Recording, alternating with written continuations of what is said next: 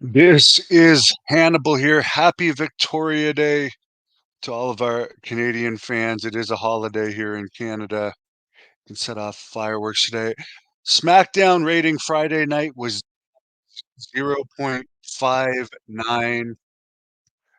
Cody Rhodes, we see the continued ratings drop since the Rock has left on both Raw and SmackDown. Not nearly as bad as the situation AEW is in. But here's a bizarre and sad story from Fulton County, Georgia, in the Atlanta area where Abdullah the Butcher resides, who, by the way, can read and write. He's lying about that. Reggie Folks, who is an was an American independent wrestler and trained AR Fox, who I think is still in AEW. It's hard to tell who is and who isn't in AEW. He was shot and killed by police officer Kobe Minor, who was on leave, like on a forced leave due to another incident that is not public. Folks was only 35 years old. Apparently, he was working as a Lyft driver, which I guess is like an Uber driver. I'm not sure if we have Lyft in Canada. He was taking him home, and then this former cop or a cop that was on leave alleged that the car door was locked and he couldn't get out of the car, so he shot him, and he was claiming that Folks was gay and trying to recruit this police officer into a gay fraternity. So weird story. Kill Just the whole thing is weird, and I'm sorry for this guy's death. I mean, I don't know any of the details of the relevancy of those accusations or not. Can't comment on that. That's the mugshot of the former police officer.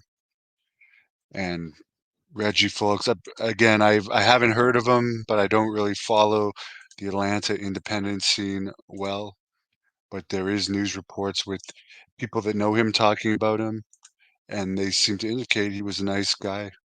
As far as being involved in this mysterious gay fraternity, that sounds really, really strange. So we'll let the courts rule on that. Speaking of AEW, there's only about 1,500 tickets sold for Dynamite coming up in Bakersfield, California, where I've been once, where I was used as an extra for the coronation of King Booker T.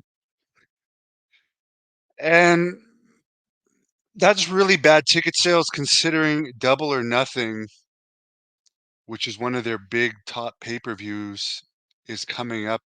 That's their lead-in show to Double or Nothing.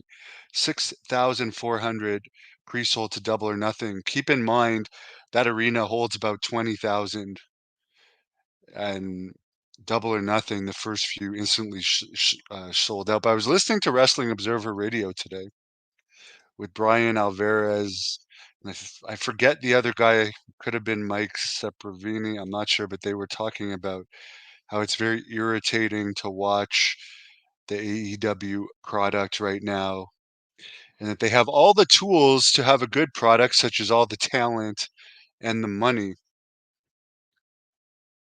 but it's so bad right now, like, considering their current champion, who has not gotten over any more since he's become champion, is wrestling Christian on their next show. Christian, whose last real publicized match was in Toronto, where he lost the TNT title, the secondary title, to Edge.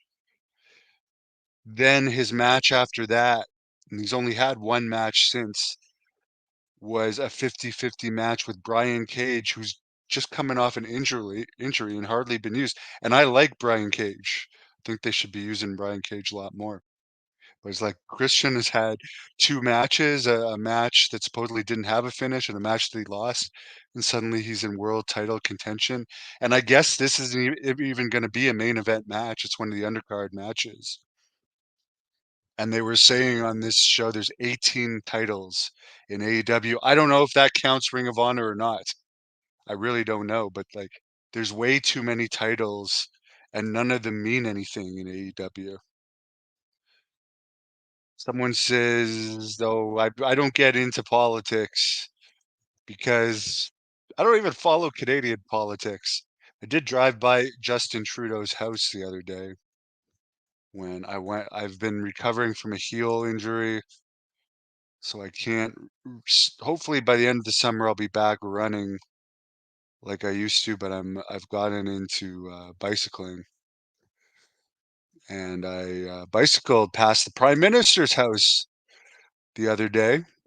It's part of my training for my match June 29th in Napanee, Ontario, and August 31st in Petawawa, Ontario, at the Petawawa Civic Center, at the Strathcona Paper Center in Napanee, Avril Lavigne's hometown.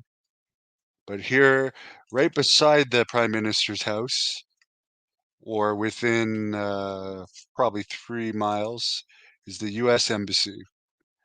And I took this picture to show my allegiance to the United States of America, where I hope to one day live and not have to deal with these winters. I'll probably always have a house here or an apartment, but I really hope I can avoid these winters.